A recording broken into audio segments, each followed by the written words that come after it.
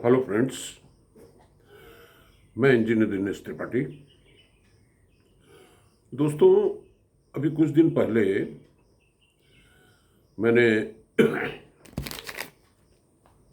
जब वो Canada India road start हुआ था तो मैंने दो बिंदुओं पे अपनी बात रखी थी, उसकी चर्चा शुरू की थी।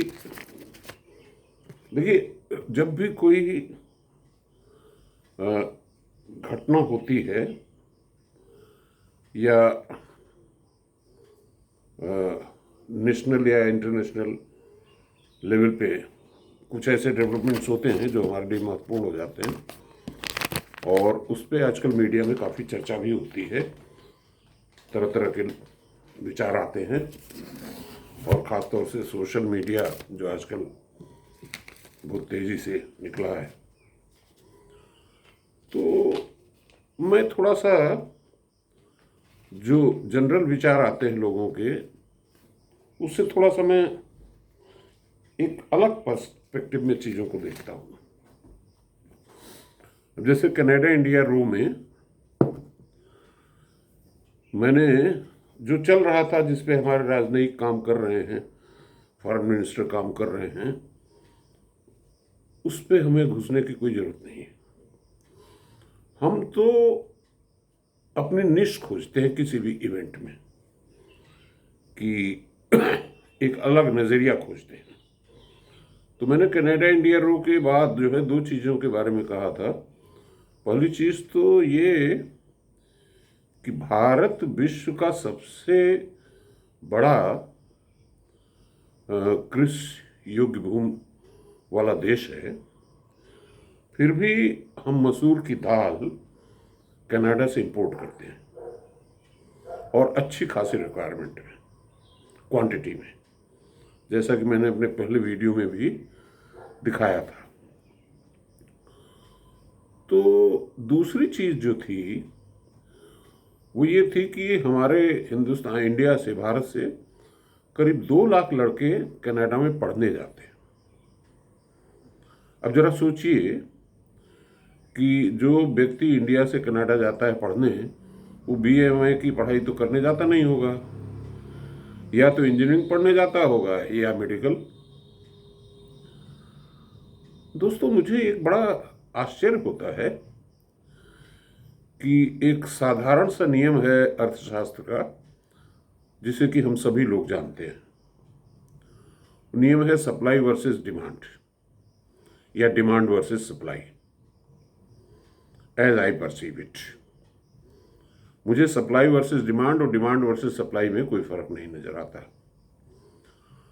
और देखिए, एक चीज मैं आपको बताऊं कि मैं जो भी विषय पकड़ता हूं उसको बिल्कुल फंडामेंटल तरीके से पकड़ता हूं, कहीं से पढ़ता वढ़ता नहीं। जो विषय वस्तु है उसकी कोर कॉम्पिटेंस में मैं जाता हूं, और जो बिल्कुल फंडामेंटल प्रश्न है वही मैं रेज करता हूं। तो सप्लाई डिमांड की बात मैं इसलिए कर रहा हूं कि आज के इस दौर में, 21st सेंचुरी में, ऐसा कुछ नहीं है जो डिमांड में हो और उसकी सप्लाई न की जा सके। अभी आपको याद होगा कि कुछ दिन पहले टमाटर्स की शॉर्टेज हो गई थी, टोमेटो की, क्योंकि सप्लाई कम थी और डिमांड ज़्यादा थी। तो लोगों ने इसका फ़ायदा भी उठाया। बहरहाल कुछ दिन में वो रिस्टोर हो गया। कहने का मतलब कि ऐसी कोई चीज़ नहीं जो डिमांड में हो और सप्लाई ना हो सके, क्योंकि जो चीज़ ज़्यादा डिमांड में होगी बिजनेस वहीं आता है। मेरा कहने का मतलब ये है कि आप रेलवेज को देख लीजिए। इंडिया की पॉपुलेशन 140 करोड़ है, और जहाँ तक मुझे जानकारी है कि उसमें से पूरे साल में मिलाकर के 2 करोड़ लोग ही ट्रेन का सफ़र कर पाते हैं। तो भाई, इतना गैप क्यों है? 70, 75, 80 साल हो गए, और अंग्रेज रेलवे लाइन बना के गया था, उसका हम विस्तार क्यों नहीं कर पाए? रेलगाड़ियों का विस्तार क्यों नहीं कर पाए? आज भी रेल हमारी रोड से ज़्यादा सेफ और ज़्यादा इकोनॉमिकल यातायात का संसाधन है।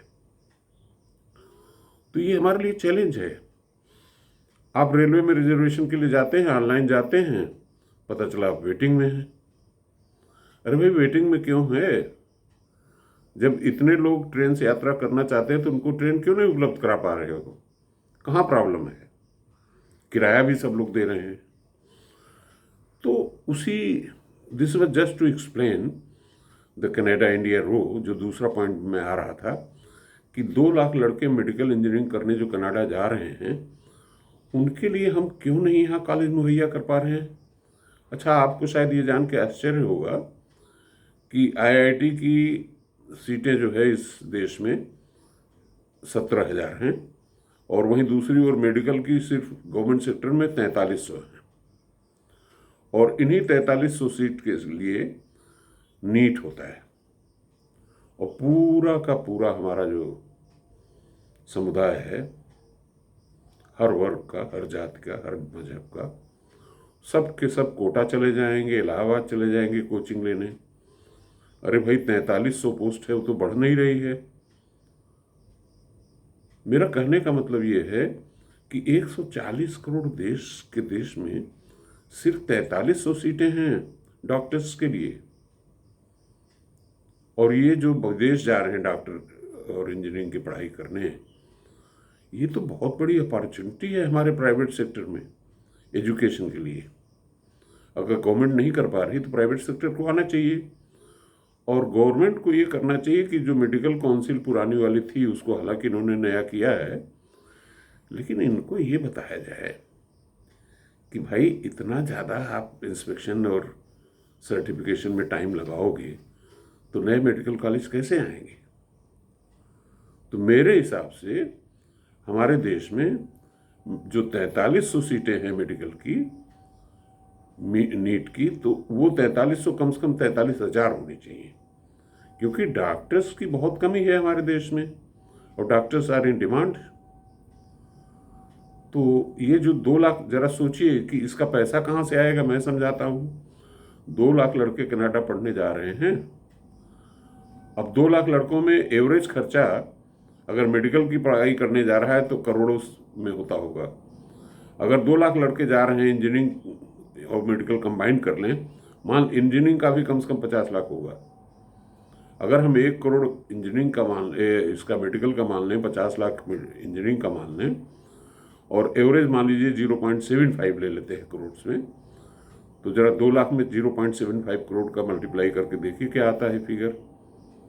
कहीं हमारा बजट नहीं एक्सीड कर जाए। इतना पैसा हमारा जा रहा है बाहर, और सिर्फ इस बिना पे कि हम शिक्षण संस्थान नहीं बना पा रहे हैं। क्या हो रहा है भाई? और जो चीज़ें मैं तो ये देखता हूँ कि जो घटनाएं घटती हैं उसमें से how to thrive on chaos, दुर्व्यवस्थाओं में हम कैसे फल फूल सकते हैं, ये मेरा चैलेंज है। भारतीय जो बिजनेस कम्युनिटी है उसको भी चैलेंज में करता हूँ कि अरे भाई मेडिकल कॉलेज खोलो ना, 10 बिजनेस मैन मिल के खोल दो। 2 लाख लड़के कनाडा पढ़ने जा रहे हैं, उनकी फीस तुम ले ना यार, क्यों नहीं करते हो? और गवर्नमेंट को चाहिए कि ये कम से कम अपनी पॉलिसी ऐसी बनाएं कि हर जिले में एक प्राइवेट मेडिकल कॉलेज खुल जाए। क्या दिक्कत है? जब हर जिले में तुम इंजीनियरिंग कॉलेज खोल दियो तो मेडिकल भी खोलो। इंजीनियर्स तो इतने ज़्यादा हो गए हैं कि उनके लिए रोजगार नहीं है, और डॉक्टर्स इतने कम है कि इलाज के लिए डॉक्टर नहीं मिलते हैं। तो सप्लाई और डिमांड का जो फार्मूला है उसको हमारे राजनीतिक, हमारे ब्यूरोक्रेट्स, हमारे प्लानर्स, हमारे बिजनेसमैन, हमारे इंडस्ट्रीज क्यों नहीं समझ रहे हैं? आज के लिए बस इतना ही। धन्यवाद।